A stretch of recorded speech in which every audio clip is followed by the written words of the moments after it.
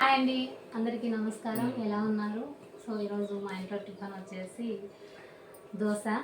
So పిల్లల కోసం దోశ చేస్తున్నాను.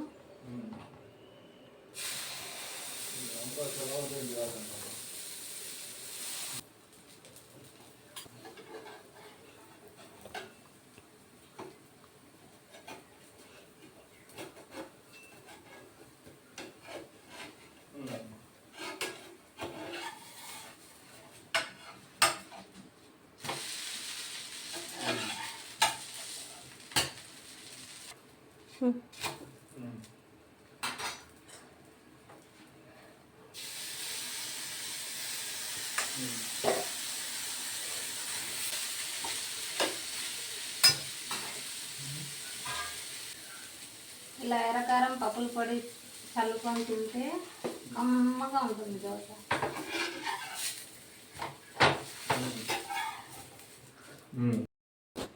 అన్నట్టు మర్చిపోయా, వీళ్ళిద్దరూ మా పిల్లలండి. మా పాప, మా బాబు. హాయ్ చెప్పండి.